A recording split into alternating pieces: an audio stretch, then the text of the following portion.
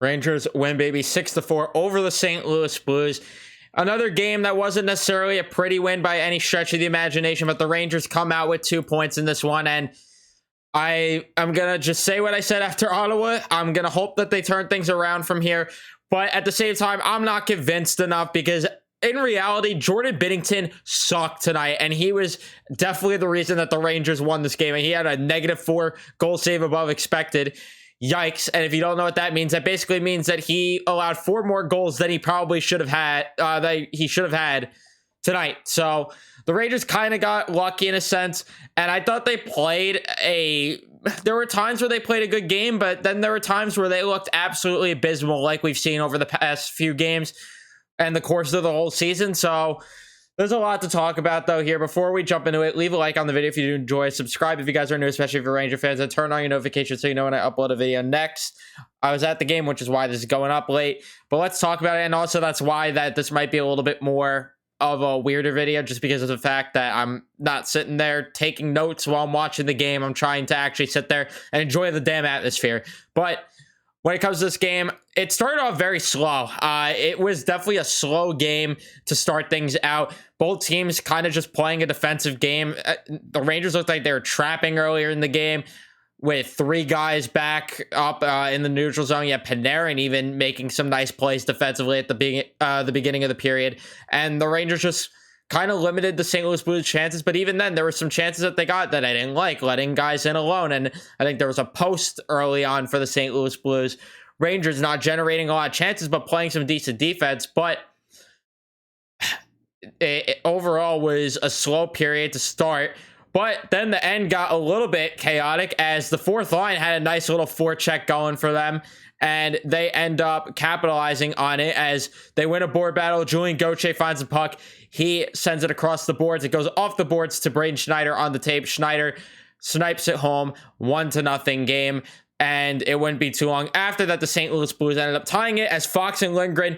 This was an issue all night with them. They ended up letting Pavel Buchnevich just get right behind them, and the puck slipped through into the blue paint, and Buchnevich was able to just tap it in to tie the game at 1 very quickly, and it was inevitable that he was going to score right because, yeah, that's what we needed right now. We need Pavel Buchnevich, of all people, to score while we're in the middle of a rut right now. Yeah, that ended up happening. Rangers, though, again, regained the lead not too long after that, as they ended up drawing a penalty. I forgot what the penalty was on this one, but this was a quick power play goal, which I love. I think it was a Jordan Kyrou penalty, actually. I think it was that penalty. But regardless, they scored on this one quickly. They win the draw, get it over to Panarin. Panarin right over the Fox. Fox snipes it home 2-1. Again, you see the issue with what happened tonight. A lot of goals from the blue line, a lot of shots happening from the blue line, and that's what the Rangers kind of capitalized on. So, you know, give credit there for the Rangers where they acknowledge Binnington's weakness, and it's like, hey, we got to just fire shots from the blue line, get to the middle of the ice, try to tip pucks in, and they kind of acknowledge that that's the game that they had to play. But was it pretty? No, and Binnington was just awful. Shots at the end of the first were 9-6 in favor of St. Louis. Again, it was a slow period, and I'm kind of disappointed that the shots ended this way because I thought that the Rangers actually played a pretty solid period for the most part, and then they kind of took their foot off the gas. It reminds me of the last game against Chicago where it was 6-1 in shots early, and then they just let Chicago get back into the game. You can't be doing that. And speaking of things you can't do, you can't fall asleep at the wheel to start a period, which is what the Rangers did. 14 seconds into the period, they ended up falling asleep, and this was, again, Lindgren and Fox out of position here, and Tarasenko jumps in on the rush there and ends up burying the loose puck in front because Fox and Lindgren, again, just chasing around. So 2-2 game right there. Also, I forgot to mention, I think this happened in the first or second period. I don't remember, but there was a play where Hayek got absolutely torched. I think this was the post I was talking about where Hayek got torched, and the Blues ended up not capitalizing on that scoring chance, or Igor might have made the save. I don't remember exactly, but I just thought that was noteworthy to mention there. But again, you can't fall asleep at the wheel to start a period, and that's what the Rangers did, unfortunately. And it took them it didn't take them that long to respond, thankfully, as Truba ended up moving the puck pretty nicely there in the offensive zone. Kravtsov got a shot off before the Rangers continued to cycle the puck there, and it was Panarin who fired one on. Vinny Trocheck with a beautiful tip-in goal there to make things 3-2 not too long after. And again, the Rangers needing to hold a lead, and we know that they can't do that. They did it for a good amount. I'll give them that. They held on for a bit and didn't let St. Louis get back in for a bit there. But St. Louis inevitably ended up getting on the scoring sheet yet again, as Laffy took a bad penalty on this one, and the Blues ended up capitalizing on it as they were moving the puck around. Beautiful passing by the St. Louis Blues. Jordan Kyrou ends up getting the puck on his tape, and he snipes one right past Igor. 3-3 game. And then the Rangers not too long after would allow it to be a 4-3 game, as Fox and Lindgren yet again letting forwards get behind them, and they were out of position. O'Reilly was able to walk right in and bury that one by as well. 4-3 game. And yeah, it was not pretty at the Garden. There was some boos at the end of the second period. I won't lie, I was there and I kind of started the boos, but it is what it is. But yeah, it was not pretty at the end of two, as they got outshot 13-6 in the second period. Yeah, they did not play good. They didn't even get a lot of opportunities in that period. They looked absolutely awful. And the third period, that was a big statement that they had to make. They had to make a statement. Let's see what they did. And the statement they made, okay, I guess. It wasn't awful. It wasn't great. I'm not convinced here enough. Like, that's the issue. There was still so many defensive mistakes that they were making nonstop all night, and they just continued to make them in that third period. But I will say, I like that they got some chances in the third period, because that's something that we like. Kakko ended up hitting the post on one. You got to feel bad for him, because after that, Keandre Miller just threw a weak shot on that. After the Rangers, all their chances, yeah, Kakko getting some chances. I think that Lafreniere got a chance as well. There was just so many great chances for the Rangers. Oh yeah, Kakko on a breakaway at one point in this game. I don't remember if this was after the goal or not, but how about him on the breakaway, almost stuffing one in, trying to beat Binnington that way, skate by him. But I love the speed that he showed there. That's something I'll give him. But again, after all those chances, Keandre Miller just throws one on from the blue line, and it somehow goes past Binnington. And in 4-4 game, I'm not complaining there, but that's just the way that went. And then the Rangers would end up making it a 5-4 game not too long after, as Mika threw one on goal, because we finally saw the line we've been asking for of Mika with Lafreniere and Kakko. And crazy, it worked. And Mika just threw one on goal. Lafreniere tipped that one in, and it kind of just slipped through Binnington a bit. So I shouldn't say it necessarily worked the line, because that was kind of a lucky goal as well. But it is what it is. And then the Rangers, shorthanded as well, score one as they make a beautiful play in the neutral zone. It was Mika or Kreider that did, but Kreider ends up with the breakaway. Beautiful backhanded move on Jordan Binnington to score, make it 6-4. And the Rangers held on to win this one. Shots in the third, 12-7 in favor of the Rangers. Shots in the game, 29-24 in favor of the St. Louis Blues. Faceoffs, 55-45 in favor of the Rangers. Power play 1-for-1 for the Rangers. Nice.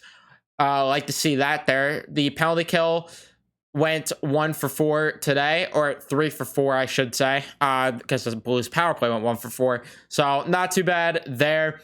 And hits 25-21 in favor of the Rangers. Block shots 13-12 in favor of the Rangers. 4 giveaways for the Blues, 9 for the Rangers.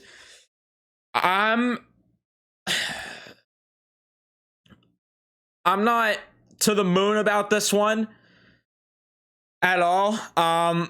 There still needs to be better. I did like the lines towards the end of the game, though, more. I will say that, and hopefully they continue to keep those lines, and that's what I'm going to talk about. I'm going to talk about those lines because I feel like they're more noteworthy. Lafreniere with Zibanejad and Kakko as the first line. We've been dying for that for a while. I think that needs to be the case. Lafreniere and Kakko had great games today. They were noticeable. They showed some speed today and looked great. Zibanejad was actually probably one of the lesser forwards there out of the three there. A little bit of a lesser game for Zibanejad, but I liked what I saw from Lafreniere and Kakko. Then the second line ended up being Panarin, Trocheck, and Kravtsov there. Not a bad line either. Kravtsov a little less noticeable than what we've seen from the past few games, but still overall not an awful game. He had that one shot on goal that happened before the Rangers ended up scoring on that same shift. And for Panarin, not a bad game, actually. I actually thought defensively he showed up a bit, made a couple plays, but then he also had the classic turnovers here and there. Trocheck had a great game, though. I thought Trocheck had a really good game, 61% in the faceoff dot, and he finally scored as well. Didn't hit a post, but Trocheck was noticeable as well, flying up and down the ice. I liked the game that I saw from him. The third line then ended up being, I think, Kreider with Goudreau and Vesey, which, yikes, I didn't like that line, really. I thought that all three of them were awful today. I know Kreider had a beautiful shorthanded goal, but I didn't really like Kreider's game at all, and there was a reason he got demoted, so... And I agree with the demotion because, again, he did not play well enough, in my opinion. Jimmy Vesey, I didn't like his game either. And then Barclay Goudreau had a decent game. There was one play, I shouldn't say decent game. I didn't like his game. He was puck watching on one of the goals as well. It was just a bad look from that line. I didn't like it enough. And then the fourth line, Blake Brzezinski and Gauthier. I like them, actually. I think Brzezinski needs to be a mainstay in the lineup. He brings an element to the lineup that the Rangers were kind of missing with that speed that he has. I really think they got to keep him around here on that fourth line with Blake and Gauthier, because I really like this play. I really did. Look good in the faceoff dot as well. I think that he's going to stay as long as the Rangers keep winning too, because we know Gallant loves, and I mean loves, to not make changes after wins. So we'll see what happens there. I didn't mind that line though. The defense, Lindgren and Fox were brutal tonight. Let's not sugarcoat it. They were awful. Lindgren took a couple dumb penalties as well. I didn't like their game at all. I thought that they were the worst defensive pair of the night, and I don't think it was even close. Yeah, not good enough. Letting forwards behind you way too much. Making some bad turnovers as well, especially when it came to Fox. Jumping too far up on certain plays, pinching too much. Yeah, I didn't like their game really at all. Miller and Trouba reunited. There were moments I didn't like, but they were also probably the best defensive pair of the night, if I'm being completely honest. I kind of liked their game at points. I like some of the... How about that hit that I think Keandre Miller was that threw? How about that? Love that. I love the couple things that we saw from that pair. Overall, not an awful game from them, to be completely honest with you. So that's a rarity, but we love that. And then when it comes to Hayek and Schneider, I didn't really like Hayek's game. I thought Schneider played a decent one, but Hayek was not good at all. Yeah, I didn't like that. I mean, he threw a hit in this game too. That hit was a monster hit as well. And then Igor was a bit shaky, and it's getting worrisome. I'm not gonna lie that he's been shaky quite often now, but if you want to fault the defense, you could, but I quite honestly fault both, if I'm being honest there. But let's get to Twitter. I'm sorry for not that much of an in-depth recap here. Again, being at the game, it's kind of tougher to recap these games after, so it is what it is. Let's see what you guys have to say on Twitter, though. Zalo says, if Kakko scored on at least 80% of the chances he has had this season, he would be a point-per-game player. Also, they won even with Igor not playing that well. They look so good at the end. Hopefully they build off of that. Kakko caused me so much pain.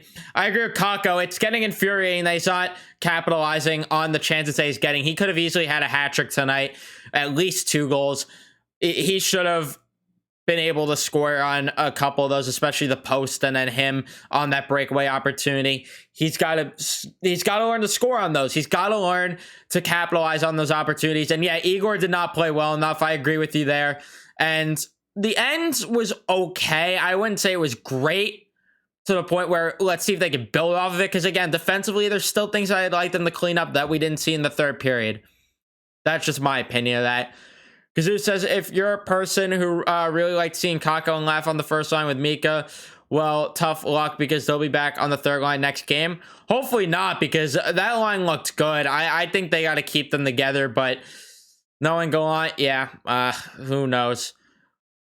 New York South 4 says, yay, we finally won. Yeah, it took long enough.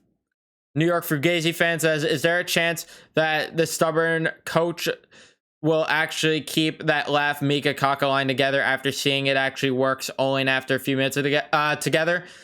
I'm not too sure. We know, like you said, Gallant is stubborn, so I'm not honestly too sure if he's going to keep them together or not. I hope so, but I'm not sure because, yeah, it's not just say stubborn, but I don't know.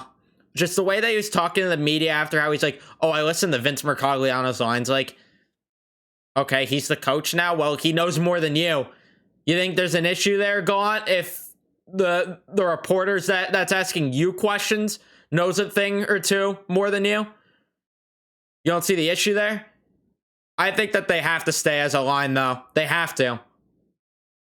And I think they will, though, only because of the fact that they won. I think that's the only reason you got a chance. And they scored a goal as well when they were out there. And then Black Dog RVA says, holy, we needed that. The fans needed that. We are not out of the woods by no means. Let's enjoy this one. Legit question, was that our first comeback win of the year? Also, huge win. Huge win. The gauntlet of games coming up. Yeah, this was one of the games where it was circled on the calendar as a bit of a tougher game within these next 5 where they needed to win this, so it gets tough. And when it comes to first comeback win of the year, if you want to count that Detroit game as a comeback, right? Because they were down in that game. So I don't know if you want to count that one where they won 8-2. Outside of that, yeah, this was probably their first like real comeback win of the season, which is something that, hey, your no quit New York hashtag will absolutely love. And I'll enjoy this one a bit, but I can't enough. Like, you need to be better. You need to be better, and I expect better from this team. I know they could be better, but it's just a matter of them going out there and executing it. So we'll see if they could do that, and I'm just going to hope that they could build off of this. Next game, you go up against the Vegas Golden Knights. Oh, God. So, another huge test. Another huge test. You need to get these points as a lot of teams in front of you have games in hand as well. So this is huge for you. But that's going to be where I wrap things up. Thank you guys so much for watching. So if you did enjoy, leave a like on it. Subscribe if you guys are new, especially if you're Ranger fans. Turn on your notifications so you know when I upload a video next. And I will see you guys in the next one.